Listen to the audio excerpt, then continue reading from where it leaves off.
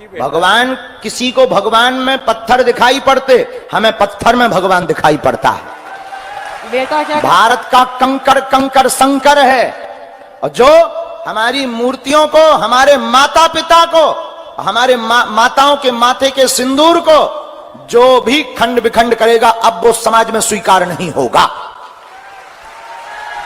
बेटे की नौकरी लग गई। बिल्कुल। और ये कैसे पॉसिबल है? लगाओ बुद्धि, लगाओ अपना तर्क, लगाओ पढ़े लिखे लोग जितने भी हैं जो अपने आप को विद्वान मानते हैं, लगाओ अपनी बुद्धि, तुम्हारी ठटरी। बोलिए सत्य गुरुदेव की जय, बोलिए बंदी छोड़ सतगुरु रामपाल जी महाराज की जय।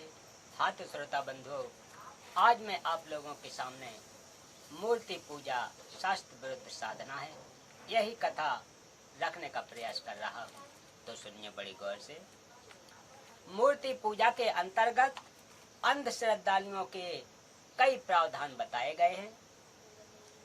श्री विष्णु जी, श्री शिव जी, श्री देवी दुर्गा माता जी, श्री गणेश जी, श्री लक्ष्मी जी, श्री पार्वती जी तथा अन्य लोक प्रसिद्ध देवी देवताओं की मूर्ति की पूजा, यानी उनको प्रतिदिन स्नान करवाना, नए वस्त्र पहनाना, तिलक लगाना, उन पर फूल चढ़ाना, अच्छा भोजन बनाकर उनके मुख को भोजन लगाकर भोजन खाने की प्रार्थना करना, दूध पिलाना, अगरबत्ती व ज्योति जलाकर उनकी आरती उतारना,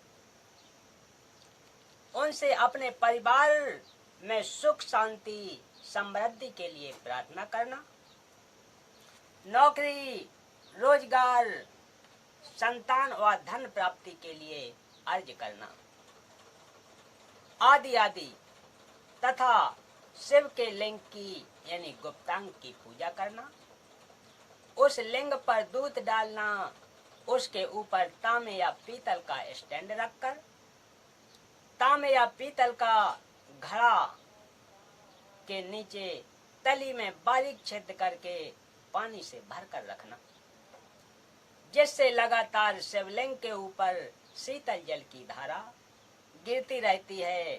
यह मूर्ति पूजा है।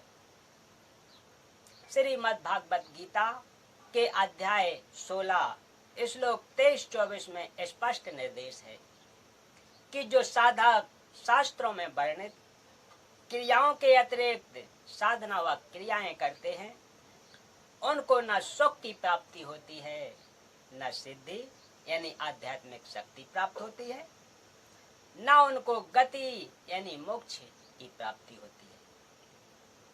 अर्थात व्यर्थ पूजा है, यह नहीं करना चाहिए, क्योंकि साधक इन 3 लाभों के लिए ही परमात्मा की भक्ति करता है।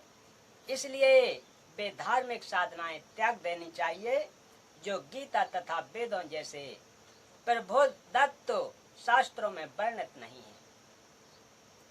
उपरोक्त मूर्ति पूजा का वेदों तथा गीता में उल्लेख न होने से शास्त्र विरुद्ध साधना है। इस विषय पर सूक्ष्म वेद में कबीर साहब ने इस प्रकार स्पष्ट किया है। पत्थर पूजे हरि मिले, तो मैं पूजूं पहाड़, ताते तो चक्की भली, पीस खाए संसार। वेद पढ़े पर भेद न जाने, बाँचे पुराने 18, पत्थर की पूजा करें, भूले सृजनहारा। किसी देव की पत्थर की मूर्ति बनाकर उसकी पूजा करते हैं जो शास्त्र विरुद्ध है, जिससे कुछ लाभ नहीं होता। कबीर साहेब परमेश्वर ने कहा है कि यदि एक छोटे पत्थर के पूजने से परमात्मा प्राप्ति होती है, तो मैं तो पहाड़ की पूजा कर लूं ताकि शीघ्र मोक्ष मिले, परंतु यह मूर्ति पूजा व्यर्थ है। इस मूर्ति वाले पत्थर से तो घर में रखी आटा पीसने वाली पत्थर की चक्की भी लाभदायक है, जिससे कनक पीसकर आटा बनाकर सब भोजन बनाकर खा रहे हैं। वेदों और पुराणों का यथार्थ ज्ञान न होने के कारण हिंदू धर्म के धर्म गुरु पढ़ते हैं वेद पुराण व गीता, परंतु पत्थर की पूजा करते हैं तथा अनुयायियों से करवाते हैं। इनको सृजनहार एवं परम अक्षर ब्रह्म का ज्ञान नहीं। उसको न पूजकर अन्य देवी देवताओं की पूजा तथा उन्हीं की काल्पनिक मूर्ति पत्थर की बनाकर पूजा का विधान लोक वेद दंत कथा के आधार से बनाकर अर्थात परमात्मा को भूल गए हैं। उस परमेश्वर की भक्ति विधि का भी ज्ञान नहीं है। कबीर परमेश्वर ने समझाने की कोशिश की है कि आप जी को आम का फल खाने की इच्छा हुई। किसी ने आपको बताया कि यह पत्थर की मूर्ति आम के फल की है। आम के फल के ढेर सारे गुण बताए।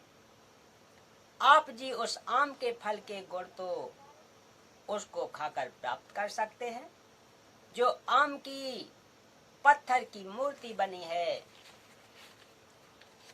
उससे वे लाभ प्राप्त नहीं कर सकते। आप जी को आम का फल चाहिए, उसकी यथार्थ विधि है कि पहले मजदूरी नौकरी करके धन प्राप्त करो, फिर बाजार में जाकर आम के फल विक्रेता को खोजो, फिर वह वांछित वस्तु मिलेगी। इस प्रकार जिस भी देव के गुणों से प्रभावित होकर उससे लाभ लेने के लिए आप प्रयत्नशील हैं, उससे लाभ की प्राप्ति उसकी मूर्ति से नहीं हो सकती। उसकी विधि शास्त्रों में वर्णित है, वह अपनाएं तथा मजदूरी यानी साधना करके भक्ति धन संग्रह करें। फिर वृक्ष की शाखा रूपी देव आप जी को मन वांछित फल आपके भक्ति कर्म के आधार से देंगे। किसी संत से उसके अनुयायियों को बहुत सारे लाभ हुआ करते थे।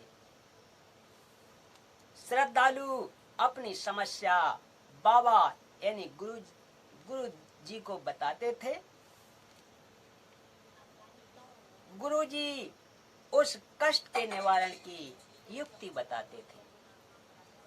अनुयायियों को लाभ होता था। उस बाबा की मृत्यु के पश्चात श्रद्धालुओं ने श्रद्धावश उस महात्मा की पत्थर की मूर्ति बनाकर मंदिर बनवाकर उसमें स्थापित कर दी, फिर उसकी पूजा आरंभ कर दी। उस मूर्ति को भोजन बनाकर भोग लगाने लगे। उसी के सामने अपने संकट निवारण की प्रार्थना करने लगे। उस मूर्ति में प्राण प्रतिष्ठित करने का भी आयोजन करते हैं। यह अंधश्रद्धा भक्ति है जो मानव जीवन की नाशक है। एक डॉक्टर वैद्य था, जो भी रोगी उससे उपचार करवाता था वह स्वस्थ हो जाता था। डॉक्टर रोगी को रोग बताता था और उसके उपचार के लिए औषधि देकर औषधि के सेवन की विधि बताता था। साथ में किन वस्तुओं का सेवन करें और किन वस्तुओं का न करें, यह हिदायत देता था।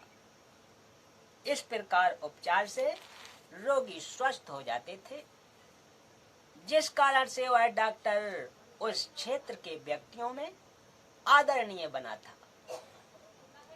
उसकी प्रसिद्धि दूर दूर तक थी। यदि उस डॉक्टर की मृत्यु के पश्चात उसकी पत्थर की मूर्ति बनवाकर मंदिर बनाकर प्राण प्रतिष्ठित करवाकर स्थापित कर दी जाए, फिर उसके सामने रोगी खड़ा होकर अपने रोग के उपचार के लिए प्रार्थना करे, तो क्या वह पत्थर बोलेगा क्या पहले जीवित रहने की तरह औषधि सेवन, विधि तथा परहेज बताएगा? नहीं, बिल्कुल नहीं। उन रोगियों को उसी जैसा अनुभवी डॉक्टर खोजना होगा जो जीवित हो। पत्थर की मूर्ति से उपचार की इच्छा करने वाले अपने जीवन के साथ धोखा करेंगे। वे बिल्कुल भोले या बालक बुद्धि के हो सकते हैं। एक बात और विशेष विचारणीय है कि जो व्यक्ति कहते हैं कि मूर्ति में प्राण प्रतिष्ठित कर देने से मूर्ति सजीव मानी जाती है, यदि मूर्ति में प्राण डाल दिए गए हैं तो उसे आपके साथ बातें करनी चाहिए, भ्रमण के लिए जाना चाहिए, भोजन भी खाना चाहिए। ऐसा प्राण प्रतिष्ठित कोई भी मूर्ति नहीं करती है। इससे सिद्ध हुआ कि यह अंधश्रद्धा भक्ति है। इसके अतिरिक्त कुछ भी नहीं है। बोलो सत्य गुरुदेव की जय। तो भक्तों, आज की कथा का प्रसंग यहीं समाप्त करते हैं।